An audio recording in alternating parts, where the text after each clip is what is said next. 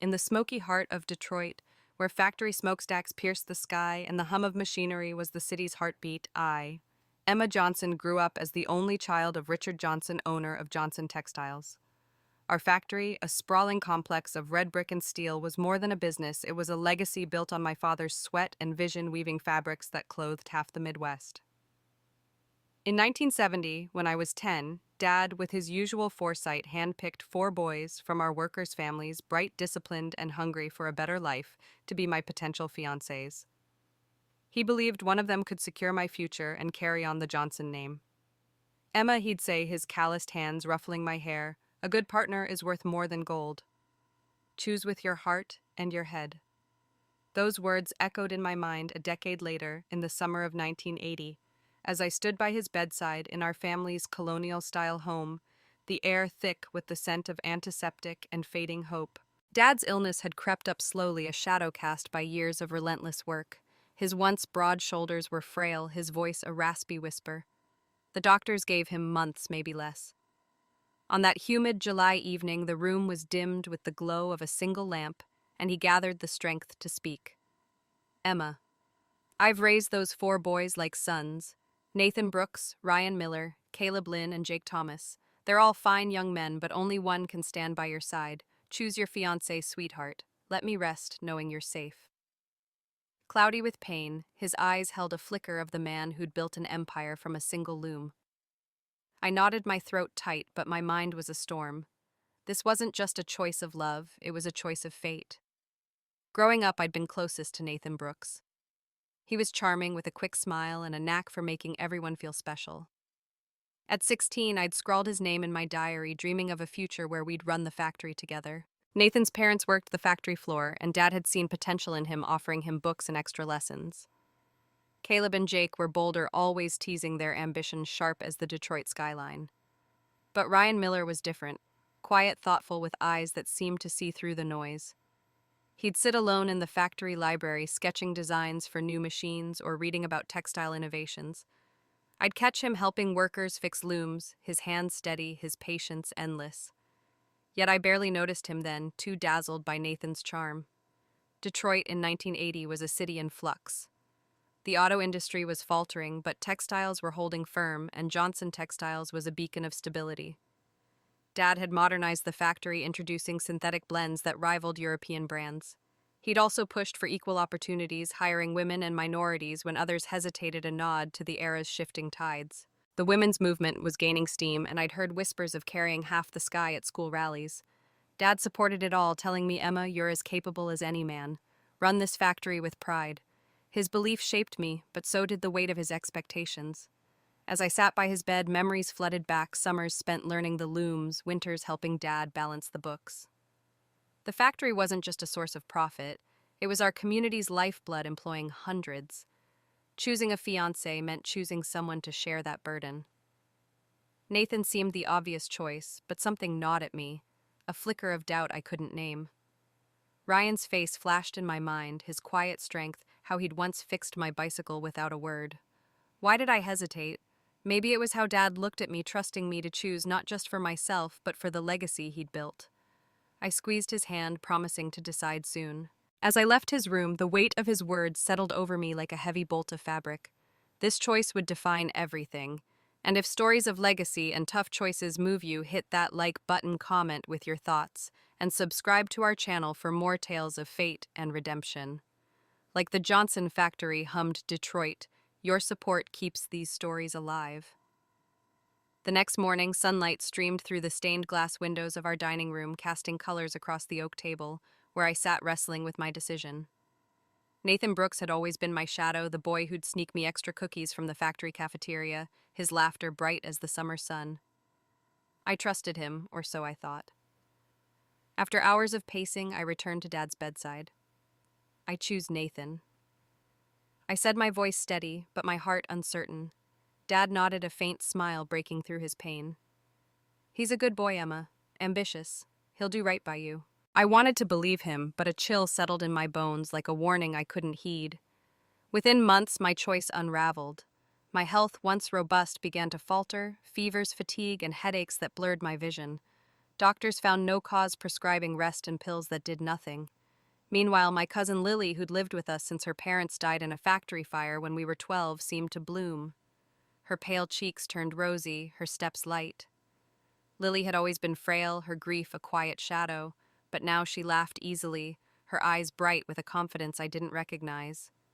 I chalked it up to her finding her place, but the contrast stung. Lily's presence in our home was complicated. Dad had taken her out of duty, raising her like a second daughter. We shared clothes, secrets, and dreams, but I'd always sensed a quiet envy in her. She'd watch me with Dad, her smile tight when he praised my work at the factory. I thought it was her insecurity, the ache of losing her parents. I gave her everything, my best dresses, my study notes, hoping to make her feel loved. But as my health waned, I wondered if I'd misread her. By spring 1981, my world collapsed. I'd spent a year studying for the SATs, dreaming of Michigan State University's design program. Textiles were my passion. I sketched patterns inspired by Detroit's grit and grace, hoping to modernize our factory's line. But when the results came, I'd failed miserably, my score barely enough for community college. Nathan and Lily, however, soared. Both were accepted to Michigan State. Nathan's letters to me grew distant, his visits rare. Once a mediocre student, Lily beamed with pride, her acceptance letter framed on her dresser. I stayed behind managing the factory's books, my dreams deferred. A year later, I crossed a quiet street near the factory on a rainy April night. Headlights flashed, tires screeched, and pain exploded as a car struck me. I died on the pavement, the world fading to black. But my soul didn't rest. It lingered tethered to the factory, watching as Nathan and Lily stood by my bed in the hospital morgue. They pulled a strange doll from under my pillow, its cloth body wrapped in red thread, my birth date scrawled on its back. "Lily, you're a genius," Nathan said, his voice gleeful. "This voodoo doll swapped your fate with Emma's. She's dead, and the Johnson fortune is ours." The truth hit like a second death. Lily had found the doll in Dad's old trunk, a relic from his father's trade trip to New Orleans. She'd tied her hair to it, exploiting our shared birth week, stealing my health, my success, my life. Nathan, my childhood love, had been her accomplice, driven by greed for the factory. Lily's envy wasn't just grief, it was a calculated hunger born from years of feeling second to me in Dad's eyes. She wanted everything I had, and Nathan enjoyed the wealth it brought. My soul screamed, but no one heard. As I lingered, I saw Ryan Miller, the quiet boy I'd overlooked, digging into my death. He questioned the hit and run, suspecting foul play. Ryan had always been kind, fixing looms for workers, sketching designs to improve production. I'd ignored his shy glances in my past life, but now I saw his heart loyal, relentless. He uncovered Nathan and Lily's plot, but before he could act, their hired thug set his apartment ablaze. Ryan's screams haunted me as my soul drifted, yearning for justice. Then a warmth enveloped me, a whisper of karma promising a second chance. The world blurred, and I awoke reborn on the day I chose my fiancé. My soul hovered in the void, a restless specter bound to the world by betrayal. The hospital morgue was cold, its sterile walls a stark contrast to the warmth of Johnson Textiles, where I'd spent my life dreaming of a future now stolen. Nathan Brooks and Lily Carter, my childhood sweetheart and cousin, stood by my lifeless body, their laughter sharp as broken glass. Nathan held a voodoo doll, its cloth body wrapped in red thread, my birth date, July 12, 1960, scrawled on its back in jagged ink. He said, "Lily, you're a genius," his voice dripping with triumph. "This doll swapped your fate with Emma's. She's gone, and the factory's ours." Lily's smile was cold, her eyes gleaming with a hunger I'd never seen. She had everything Dad's loved, the factory, a future. "Now it's mine," she said, her words a blade through my ethereal heart. The truth unfolded like a grim tapestry. Lily had found the doll in a dusty trunk in Dad's office, a relic from Grandpa's trade trip to New Orleans in the 1950s. Its dark magic, tied to our shared birth week, had siphoned my health, my SAT scores, my life, transferring them to her. Lily's envy wasn't new. It had simmered since we were 12 when Dad took her in after her parents died in a factory fire. He'd treated her like a daughter, giving her the same clothes, education, and love as me, but she saw only what I had: Dad's pride, the factory's legacy. Her grief had twisted into resentment, a belief that I'd stolen the life she deserved. Dazzled by the promise of wealth, Nathan joined her scheme, his charm a mask for greed. Together, they'd orchestrated my downfall, culminating in the hit and run that ended my life. As a spirit, I followed their victory lap. They moved into my family's home, Lily wearing my dresses, and Nathan signing papers to claim Johnson Textiles. Once a hub of innovation, the factory stagnated under their careless hands. Workers whispered of layoffs and the looms fell silent. But one figure refused to let my death rest: Ryan Miller. I'd barely noticed him in my past life. Nathan's flash overshadowed his quiet demeanor. Now I saw his strength. Ryan, who'd sketched machine designs to boost production, spent nights poring over police reports questioning the hit and run. He was 20, with dark hair and steady eyes that held a fire I'd ignored. He'd always been kind, fixing my bicycle at 14, sharing his notes when I struggled with math. I'd mistaken his silence for weakness, but it was resolve. Ryan's investigation led him to a mechanic who'd repaired a suspicious car the night I died. He found tire marks matching the vehicle near the factory. His persistence threatened Nathan and Lily, who hired a thug to silence him. I watched helpless as flames engulfed Ryan's apartment, his sketches curling to ash, his screams echoing in the night. He'd died for me, and I hadn't even known his heart. The factory workers mourned him, whispering about his loyalty and dream of modernizing the looms with automated systems. His loss cut deeper than my own, a reminder of my blindness. In those final days of my first life, Detroit was a city of struggle and hope. The auto industry's decline left scars, but the textile sector, bolstered by new synthetic fabrics, offered a lifeline. Johnson Textiles had thrived under Dad's push for polyester blends worn by everyone from factory workers to suburban moms. The women's movement was reshaping the city, with women like me, trained in business, dreaming of design, challenging old norms. I'd wanted to lead that charge, blending Detroit's grit with elegant patterns, but Lily and Nathan stole that chance. As my soul lingered, a warmth enveloped me, a voice whispering of karma, of second chances, granted by forces beyond the mortal coil. Perhaps it was the doll's magic, or a cosmic balance, but I felt a pull, a promise to right these wrongs. The world dissolved and I awoke reborn on the day Dad asked me to choose. July 12, 1980 dawned with a stifling heat, the air heavy with the scent of motor oil and blooming lilacs. I opened my eyes in my childhood bedroom, the familiar quilt soft under my fingers, the weight of my past life vivid. I was 18 again, standing at the crossroads of my fate. Dad's voice echoed from downstairs, weak but urgent. "Emma, come here. It's time to choose." My heart raced, not with fear, but with purpose. I'd been given a second chance, a gift from some unseen force, perhaps the same magic that powered the voodoo doll. I wouldn't waste it. I reached under my pillow, my fingers brushing the cursed doll, its red thread stark against the pale cloth. My birth date glared back at me, a reminder of Lily's betrayal. Fury surged, but I channeled it, marching to the backyard and tossing the doll into the fire pit. Flames devoured it, and the acrid smoke promised cleansing. I wouldn't let Lily and Nathan steal my life again. Returning to Dad's room, I found him propped up in bed, his face gaunt, but his eyes warm. "Emma," he rasped, "choose your fiancé. Let me rest easy." The four boys' names hung in the air: Nathan, Caleb, Jake, and Ryan. In my past life, I'd chosen Nathan, blinded by his charm. This time I saw clearly.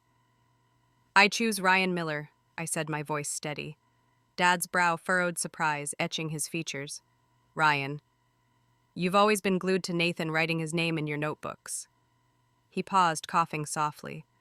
"Are you sure?" In my first life, Dad's health had rallied after my engagement to Nathan, only for me to fall ill and for him to die in a car crash seeking a cure. I nodded, my resolve ironclad. Ryan's honest dad. He cares about me, not the factory. I didn't tell him of my rebirth, of Ryan's sacrifice, but I saw his trust in me deepen. "He's a hard worker," Dad said, nodding. "Quiet but sharp. I'll rest easy with him by your side." Ryan's face flashed in my mind, not the boy I'd overlooked, but the man who'd died for me. He'd been the factory's unsung hero in my past life, sketching designs to streamline production, helping workers without seeking praise. He'd loved me quietly, his glances lingering when he thought I wasn't looking. I'd been too caught up in Nathan's dazzle to notice mistaking dependence for love. Now I saw Ryan's heart steady, selfless, a partner who'd share my dreams, not steal them. Detroit's changing tides bolstered my choice. The city was gritty, but alive with possibility. Women were entering boardrooms, and Johnson Textiles was poised to lead with new designs. With his knack for innovation, Ryan could help me modernize the factory, blending tradition with progress. Stepping out of Dad's room, I faced the four boys in the factory courtyard, the looms humming in the distance. Nathan stood tallest, his smile confident, expecting my choice. Caleb and Jake smirked, their ambition sharp. Ryan lingered at the back, his dark eyes meeting mine with a quiet intensity. "So Emma, who's the lucky guy?" Caleb asked, his tone teasing. Jake laughed. "It's Nathan, right? You follow him like a puppy." Nathan's eyes held a flicker of resentment, as if my hesitation insulted him. I met Ryan's gaze, his presence a calm anchor. "You'll know after the SATs," I said, turning away. Lily rushed by, bumping into me and falling dramatically, her apologies dripping with false guilt. "I'm sorry, Emma, please don't hate me," she whimpered, her act perfected from my past life. Nathan's glare burned, but I walked away, my heart on a new path. The Detroit sun hung low, casting long shadows across the Johnson Textiles courtyard, where the rhythmic clatter of looms pulsed like a heartbeat. Inside our colonial-style home, I stood by Dad's bedside, his frail form a stark reminder of the stakes. My choice of Ryan Miller as my fiancé had stunned him, his weathered face creasing with concern. "Emma, you're sure about Ryan?" he asked, his voice a fragile thread. "You've always been drawn to Nathan ever since you were kids. You'd fill your notebooks with his name doodling hearts. Marriage isn't a whim, sweetheart." His words carried the weight of a man who'd built a factory from nothing, who saw this choice as the final piece of his legacy. In my first life, I'd chosen Nathan Brooks, seduced by his easy charm. Dad's health had briefly improved after that engagement, only for my own to crumble. Fevers, fatigue, a slow unraveling orchestrated by Nathan and my cousin Lily through a voodoo doll's dark magic. Dad had exhausted himself seeking a cure, driving across Michigan to specialists, only to die in a car crash, his body broken by grief. Now, reborn on July 12, 1980, knowing of their betrayal, I saw Nathan for what he was, a leech cloaked in charisma. Ryan, though, was different. In my past life, he'd been the quiet genius sketching automated loom designs that could have doubled production, helping workers with a patience I'd overlooked.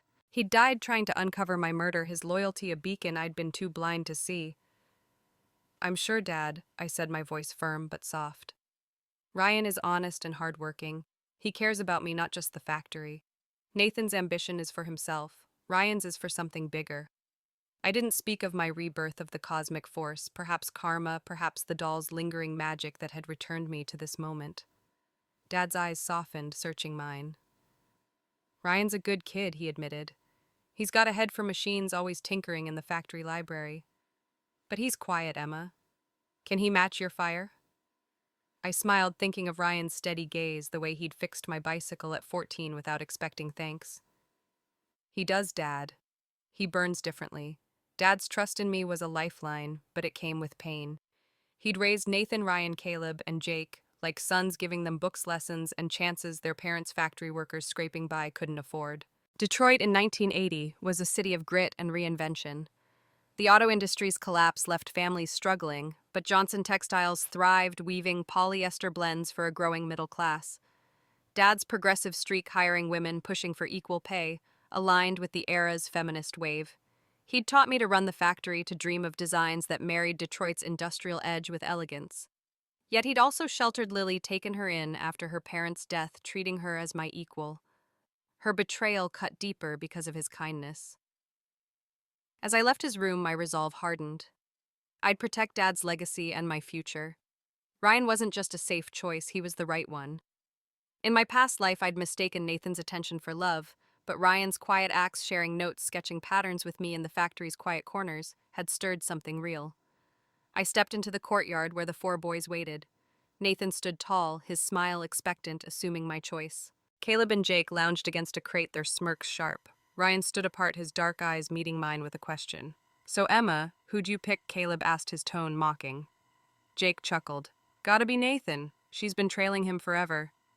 Nathan's gaze held a flicker of entitlement, as if my heart was his by right.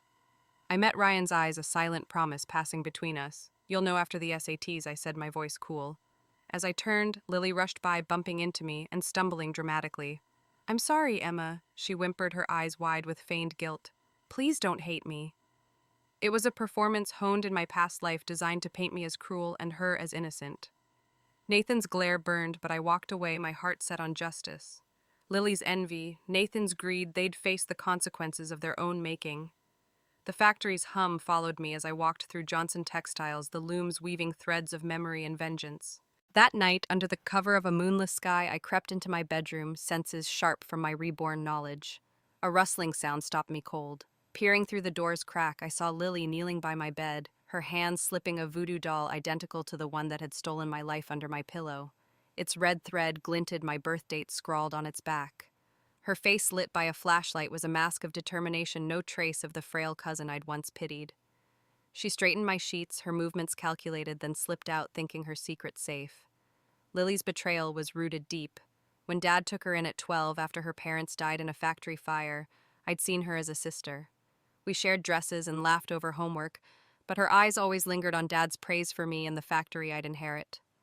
Her grief had curdled into envy, a belief that I'd stolen her rightful place. In my past life, I'd given her everything, my best clothes, my study notes, hoping to ease her pain. But she'd used the doll to swap our fates, stealing my health, SAT scores, and future. Now she was trying again, unaware I'd burned the first doll. I stepped into my room, lifting the bedding. The doll lay there, its cloth body, eerie eyes like bloody holes. My hands shook, not with fear but with fury. I forced calm, tucking the doll into my bag. Confronting Lily now would tip my hand. I needed a plan. The next morning I faced her in the kitchen, her smile saccharine. "Emma." "I'm sorry about yesterday," she said, her voice trembling enough to seem sincere. "I saw your bed was messy and fixed it." Her lie was a mirror of my past life when I'd believed her innocence. "Thanks," I said, my tone neutral, letting her think she'd won. Outside, Detroit buzzed with life. The city's textile industry was a bright spot amid the auto sector's decline, and Johnson Textiles led with innovative blends, polyester and cotton mixes that were both durable and stylish. The women's movement reshaped workplaces, with women like me eyeing leadership roles. I dreamed of designing bold, resilient, beautiful fabrics that captured Detroit's spirit. But Lily and Nathan had nearly destroyed that dream. Nathan, who'd charmed me with cookies and promises, had been complicit, his eyes on the factory's wealth. Ryan, though, had seen me, not the fortune. In my past life, he'd died for it. I headed to the factory library where Ryan often worked, his sketches of automated looms scattered across a table. He looked up, his dark hair falling over his eyes, a shy smile breaking through. "Emma, you okay?" he asked, his voice low. I nodded, my heart stirring and just thinking about the SATs. "I want to do better this time." His eyes lit up. "I can help. Let's study together." His offer was genuine, a contrast to Nathan's empty promises. As we talked, I saw his passion not just for machines, but for a future where the factory could thrive, supporting workers and their families. Ryan's dreams aligned with mine, and I knew I'd chosen right. Lily's act in the courtyard replayed in my mind, her stumble, her tears. Nathan's protective glare. They thought they could control me again, but I was no longer the naive girl who'd fallen for their lies. I clutched the doll in my bag. Its weight reminded me of the stakes. I'd turn their weapon against them, but first I'd need help. Aunt Rachel, a spiritualist in Ann Arbor, was my next stop. She'd know how to break the doll's curse and wield it. The factory's looms clattered on a rhythm of progress and retribution as I stepped into the dawn, ready to rewrite my fate. The air in my bedroom was heavy with the scent of lavender and betrayal, as I held the voodoo doll, its red thread glinting under the moonlight streaming through my window. My birth date, July 12th, 1960, scratched onto its back, confirmed Lily's attempt to repeat her past life's treachery. I'd caught her slipping this cursed artifact under my pillow. Her movements sly, her face a mask of cold intent. In my first life, I'd been blind to her envy, believing her frail demeanor and tearful apologies were born of grief. Now reborn on that pivotal day in 1980, I saw the truth. Lily Carter, my cousin, had never seen me as family. Her parents' death in a Johnson Textiles fire when we were 12 had left her in Dad's care, but his equal love for us both fueled her resentment. She coveted my place as his daughter, my future as heir to the factory, and she'd used dark magic to steal it. Lily's envy was a slow poison. I remembered her watching me during family dinners, her eyes narrowing when Dad praised my sketches for new fabric patterns. I'd shared everything, my clothes, notes, and dreams, thinking it would heal her wounds. But she'd seen my success as theft, believing she deserved the factory, the spotlight, the life I'd been given. In my past life, her voodoo doll had swapped our fates, draining my health and SAT scores while she thrived. Now she was trying again, unaware I'd burned the first doll. I tucked the new one into my bag, my mind racing. Confronting her would be too easy. I wanted her to feel the weight of her own malice. The next morning, I faced Lily in the kitchen of our Detroit home. The clatter of Johnson Textiles looms, a faint hum through the open window. She wore her usual mask of innocence, her blonde hair pulled into a ponytail, her voice soft. "Emma, I'm so sorry about bumping into you yesterday," she said, eyes glistening. "I just wanted to fix your bed." I didn't mean to upset you. It was the same act she'd perfected in my past life, designed to make me seem cruel while she played the victim. I knew Nathan would leap to her defense, his loyalty to her, a betrayal of the boy I'd once loved. "Thanks, Lily," I said, my tone even letting her believe her scheme was safe. Her shoulders relaxed, a flicker of triumph in her eyes as she left the room. I stepped into the factory courtyard where the air buzzed with the energy of Detroit's textile industry. Johnson Textiles was a cornerstone of the city, producing polyester cotton blends that clothed families across the Midwest. In 1980, as the auto industry faltered, our factory stood firm, driven by Dad's innovations, automated looms, vibrant dyes that rivaled national brands. The women's movement was reshaping Detroit, with women like me training to lead, inspired by slogans like "Carry half the sky." I dreamed of designing fabrics that captured the city's resilience patterns, bold enough to grace runways, yet practical for everyday wear. But Lily and Nathan had nearly destroyed that dream, and I wouldn't let them succeed again. Ryan Miller's face flashed in my mind, his quiet strength contrasting with Nathan's flash. In my past life, Ryan had been the factory's unsung hero, sketching designs for faster looms, helping workers without seeking credit. He'd died trying to uncover my murder, his loyalty a light I'd ignored.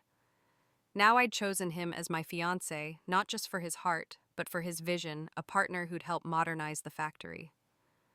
I headed to the factory library, where I found him hunched over a blueprint, his dark hair falling over his eyes. "Emma," he said, looking up, his smile shy but warm. "Need something?" I held up my SAT study guide. "Help me prep, I want Michigan State." His eyes lit up, and he nodded. "Let's do it." As we reviewed math problems, Ryan's patience steadied me. He spoke of his dreams to study architecture and design a factory that blended efficiency with beauty. "The workers deserve better," he said, his voice soft but firm. "Your dad gave me a chance when my folks couldn't afford college. I want to give back."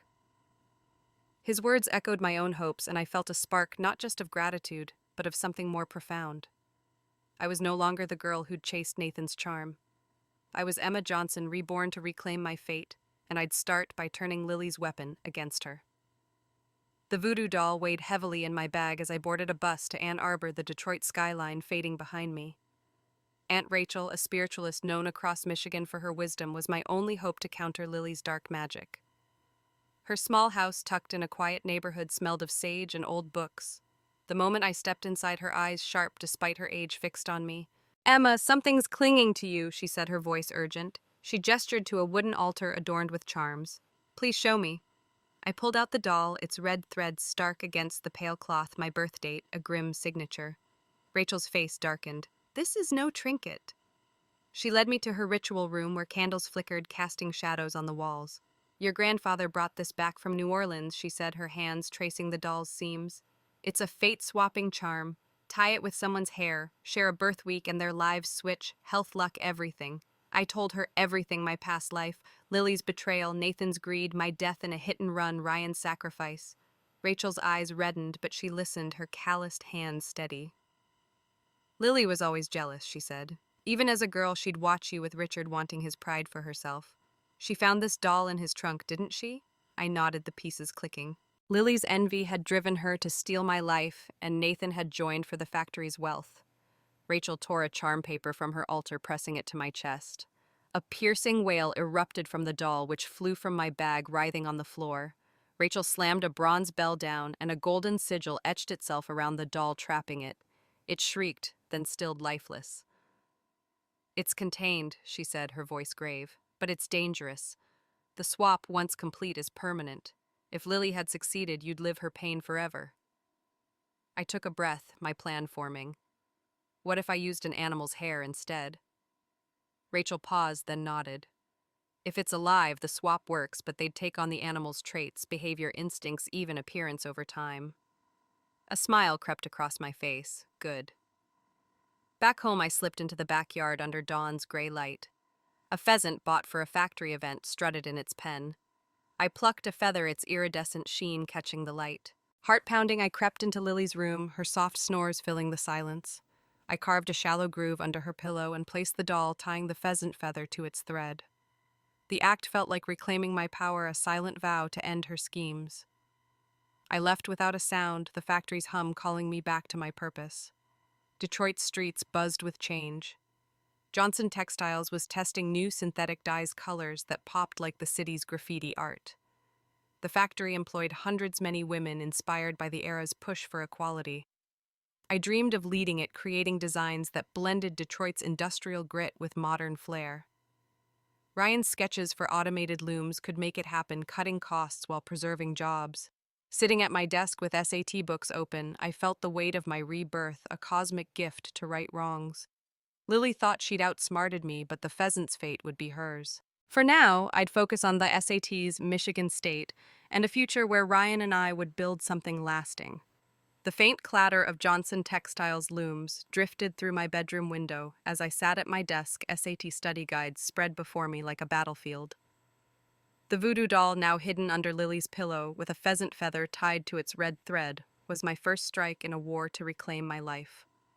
In my past life, Lily's dark magic had stolen my health, my college dreams, and my future, leaving me dead on a Detroit street while she and Nathan Brooks claimed my family's factory. Now reborn on July 12, 1980, I was determined to rewrite that story. The cosmic force that granted me this second chance, perhaps karma, perhaps the doll's lingering power, fueled my resolve. I wouldn't just survive, I'd thrive. My focus was the SAT's America's Gateway to College, reinstated in Michigan after educational reforms. In my first life, I'd studied tirelessly for a year, sketching fabric designs between math problems, dreaming of Michigan State's fashion program. Yet I'd failed my scores, barely qualifying for community college, while Lily, a mediocre student, soared to the top. The doll had swapped our fates, giving her my potential. This time, I'd take it back. But the material was daunting, algebra equations were blurred, and vocabulary lists were endless. I needed help, and Ryan Miller was the answer. Ryan, my chosen fiancé, was more than the quiet boy I'd overlooked. In my past life, he'd been the factory's unsung genius, designing automated looms that could have tripled output, helping workers with a patience I'd ignored. He'd died investigating my murder, his loyalty a light I'd failed to see. Now I saw his heart steady, selfless, a partner who shared my vision for Johnson Textiles. I found him in the factory library, his desk littered with blueprints for a new dyeing machine. His dark eyes met mine, a shy smile breaking through. "Emma, you look determined," he said, setting aside a pencil. "SATs," I replied, holding up my books. "Will you tutor me? I want Michigan State." His smile widened. "Let's get to work." We studied in the library's quiet corner, the hum of looms a constant reminder of the stakes. Ryan's explanations were clear, and his patience was endless as he broke down quadratic equations and essay structures. He shared his dreams, studying architecture to design sustainable factories, preserving jobs while modernizing. "Your dad gave me a shot when my family had nothing," he said, his voice soft. "I want to make him proud and make the factory a model for Detroit." His words echoed my hopes to create fabrics that blended the city's grit with elegance, patterns that could grace runways and everyday wardrobes. As we worked, I felt a spark not just of gratitude, but of connection. Ryan wasn't just a tutor, but a partner in every sense. Detroit in 1980 was a city of contrasts. The auto industry's collapse left scars, but textiles were a lifeline, and Johnson Textiles led with polyester cotton blends that were both durable and stylish. Dad's innovations, vibrant dyes, automated cutting systems, kept us competitive, employing hundreds in a city hungry for jobs. The women's movement was reshaping the workforce, with women like me training to lead, inspired by feminist rallies downtown. I wanted to carry that torch, designing collections that reflected Detroit's resilience. But Lily and Nathan loomed, their betrayal a shadow. I caught glimpses of them in the factory courtyard, whispering Nathan's arm around her. Lily's cheeks were flushed, but her movements were odd, jerky, almost bird-like. The pheasant's feather was working. Its magic was subtle but growing. Nathan's confidence was fading. In my past life, I'd studied with him daily, boosting his scores while mine tanked. Without my help, he floundered, spending his days with Lily instead of preparing. I kept my distance, letting their schemes unravel. Lily hadn't noticed the doll under her pillow, and I wouldn't reveal my hand yet. The SATs were weeks away, and I poured everything into them, my nights filled with flashcards and Ryan's quiet encouragement. The factory's future, my future depended on it. I wasn't just studying for a test. I was fighting for the life Lily and Nathan had stolen, and I'd win it back one equation at a time. The SAT testing center in downtown Detroit buzzed with nervous energy pencils scratching and clocks ticking. I left the exam room on a June morning in 1981, my heart light with confidence. The questions had felt familiar thanks to Ryan's tutoring and his patient voice guiding me through practice tests in the factory library. In my past life, I'd failed this test. My dreams of Michigan State's fashion program crushed by Lily's voodoo doll, which swapped my potential for hers. Now, reborn, I'd studied with a fire fueled by betrayal and hope. The factory's looms seemed to follow my steps as I headed home, certain I'd done well. Results day arrived, and the school bulletin board was a chaotic swirl of students and parents. I pushed through the crowd, Ryan at my side, his calm presence steadying me. The list was posted, and my name shone near the top, Emma Johnson, 1450, 1602nd in the county. Ryan topped it at 1470, his architectural dreams within reach. I stared at my score, a surge of pride washing over me. I'd beaten my past life's failure by 80 points, proof of my reclaimed fate. The crowd murmured some clapping, but I felt eyes boring into me. Lily stood frozen, her nails digging into her palms, her face pale. "Impossible," she whispered, her voice cracking. We swapped fates. Her slip drew gasps, and I noticed her twitching, her eyes darting like a bird's, the pheasant's curse taking hold. Nathan beside her scanned the list, his jaw tightening as he found his name far lower, barely scraping 1100. My daily study sessions had propped him up in my past life, but now distracted by Lily, he'd flopped. He charged toward me, eyes wild. "You cheated, Emma," he spat, grabbing my wrist. "No way you scored that high." His polished charm was gone, replaced by desperation. I yanked free, shoving him toward the board. "The SATs are National Nathan. Published answer keys, proctored exams. How could I cheat?" Ryan stepped between us, his voice cold. "Back off, Nathan." The crowd watched, tension thick as Nathan's face twisted, but he retreated, muttering. Lily's behavior grew stranger. She clucked softly, her movements jerky, her hair disheveled. The pheasant feather's magic reshaped her, slowly unraveling her human facade. Neighbors whispered, avoiding her, as an odd musk clung to her. She'd bragged about getting into Michigan State and buying train tickets with Nathan, but her confidence was crumbling. I didn't reveal the doll's swap yet. The public humiliation was sweeter this way. Jake and Caleb, the other boys, stood nearby, their smirks gone. "Guess Emma's not Nathan's puppy anymore," Jake said, his tone uneasy. I ignored them, turning to Ryan. "We did it," I said, my voice steady. He nodded, his eyes warm. "You earned it, Emma." Detroit's streets pulsed with change. Johnson Textiles was thriving. Its new synthetic dyes created fabrics that popped with color and were sold in stores from Ann Arbor to Chicago. The factory supported hundreds of women inspired by the era's push for equality. I dreamed of leading it, designing collections that blended Detroit's industrial edge with modern flair, jacquard patterns, bold prints. Ryan's blueprints for automated looms could make it a reality, cutting costs while preserving jobs. His support, his shared vision, made my heart race in a way Nathan's charm never had. As we walked away from the bulletin board, the summer sun casting long shadows, I felt the weight of my past life lifting. Lily and Nathan's schemes were unraveling, and my future, our future, was bright. But I knew their desperation would grow, and I was ready for their next move. The summer of 1981 in Detroit was electric with possibility, the air thick with the scent of asphalt and blooming roses. Johnson Textiles buzzed its looms, weaving vibrant polyester blends that flew off shelves from Ann Arbor to Chicago. My SAT score of 1450 had secured my place at Michigan State's fashion design program, a triumph over the past life where Lily's voodoo doll had stolen my future. Ryan Miller, my fiancé and the county's top scorer at 1470, stood by me, his architectural dreams set to reshape our factory. But the shadow of Nathan Brooks and Lily Carter lingered, their desperation growing as their schemes unraveled. Days after the SAT results, I noticed my Michigan State acceptance letter was missing from my desk. Suspicion pointed to Nathan, whose greed in my past life had driven him to steal my family's factory.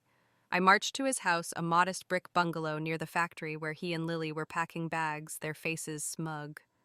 Lily's movements were erratic, her eyes twitching like a pheasant's, the curse I'd placed under her pillow taking hold. "Where's my letter?" I demanded, my voice steady. Nathan scoffed, his charm replaced by defiance, and lost it. "That's your problem, Emma." Lily's gaze darted away, her hands trembling. I didn't hesitate. I slapped Nathan hard, the crack echoing in the small room. His head snapped to the side, shock replacing his smirk. I'd cowered to please him in my past life, but no more. "Don't play games," I said, my eyes locked on his. Before he could respond, Ryan entered with 3 police officers, their badges glinting in the dim light. "Nathan Brooks, the lead officer," said, his tone firm. "You're under investigation for theft of personal property and interfering with university enrollment." Nathan's face paled, his eyes flicking to a wooden dresser. I knew that look from my past life when I'd discovered his hidden compartment after my death, stuffed with hoarded cash. Ignoring Nathan's protests, I strode to the dresser and pried open the compartment. There it was, my acceptance letter, crisp and official. Nathan lunged, but Ryan pulled me back, his grip protective. "The police are here, Nathan," Ryan said, his voice like steel. "Try anything and it's worse for you." Nathan stammered, "This is a misunderstanding. Emma's my fiancé." His lie was desperate, twisting the law to dodge consequences. I pulled 2 marriage certificates from my coat, the red seals gleaming. "Officers, I'm married to Ryan Miller." "Nathan has no claim on me." The officer examined the documents, his expression hardening. "Mr. Brooks, you're coming with us."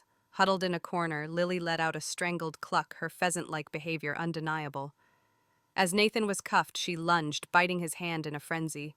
He cried out, blood dripping, as the officers restrained her.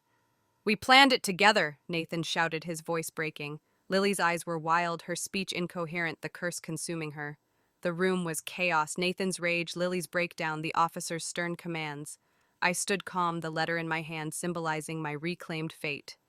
Detroit's textile industry was thriving, and Johnson Textiles was at its heart, producing fabrics that blended durability with style. The women's movement empowered women like me to lead, and I envisioned collections that captured Detroit's spirit, bold jacquard patterns, vibrant prints for a new era. Ryan's blueprints for automated looms promised to streamline production, preserving jobs while boosting profits. Dad's health, fragile in my past life, was stabilizing, and his pride in my SAT score was a light in his eyes. As we left Nathan's house, Ryan's hand in mine, I felt the weight of my past life lifting. Nathan and Lily faced 6 months in jail, their schemes exposed, but I knew their reckoning was far from over. Autumn 1981 brought a crisp breeze to Detroit, the city's skyline a mix of grit and hope. Ryan and I enrolled at Michigan State, me in fashion design, him in architecture. Johnson Textiles thrived under Dad's steady hand, and its new synthetic dyes and patterns are selling nationwide. My past life's pain, Lily's betrayal, Nathan's greed, my death in a hit and run, faded like a distant echo. The cosmic force that had reborn me, perhaps karma balancing the scales, had given me a chance to build a life of purpose. Dad's health improved, his laughter filling our home as he read my college acceptance letter, tears of pride in his eyes. Nathan and Lily's fates were sealed. After 6 months in jail, Nathan emerged a shadow of himself. He'd been the factory's golden boy in my past life, but now with a criminal record and no skills, he was shunned. He drifted through Detroit, begging on street corners, his once charming face haggard. One winter night, drunk thugs attacked him, stealing his tattered coat. Found frozen on the pavement, his body twisted, eyes wide in a lifeless stare, Nathan's death was a grim end. Lily's fate was stranger. The pheasant feathers curse had broken her mind. In prison, she clucked and scratched, her behavior so erratic she was committed to a psychiatric ward in Ann Arbor. Her relatives, ashamed, abandoned her, and she faded into obscurity, a ghost of her former self.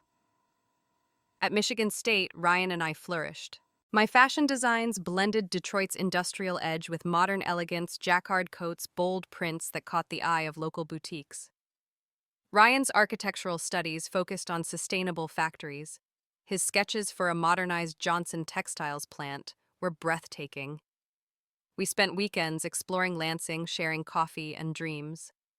Ryan said one evening that we're building something bigger than us, his hand brushing mine. A factory that supports families, a brand that tells Detroit's story. His passion matched mine, and our love grew rooted in shared purpose. By 1985, we'd transformed Johnson Textiles into a national brand. Inspired by Detroit's resilience, my seasonal collections sold overseas while Ryan's redesigned facility doubled production without cutting jobs. The factory became a model for the industry, employing women and minorities, reflecting the era's push for equality. Dad, now healthier, walked the factory floor, his pride evident. "You've done it, Emma," he said, his voice strong. "You and Ryan, you're the future." Our wedding that summer was a celebration of love and triumph. The venue, a garden blooming with roses, was filled with family, workers, and friends. As we exchanged rings, Ryan's eyes held mine, a promise of forever. We later welcomed a son and daughter, their laughter filling our colonial-style house near the factory. The pain of my past life, Lily's envy, Nathan's betrayal, the voodoo doll's curse, was a faint memory overshadowed by joy. Karma had repaid their debts, and I'd reclaimed my destiny. Detroit's textile industry continued to grow, becoming a beacon in a rebuilding city. Johnson Textiles led the way, and families and fashionistas wore its fabrics. Ryan and I, partners in every sense, carried Dad's legacy forward, blending tradition with innovation. As I stood on the factory roof one evening, the city's lights twinkling below, I felt whole. The girl who'd died on a rainy street was gone, replaced by Emma Johnson, a woman who'd fought for her future and won.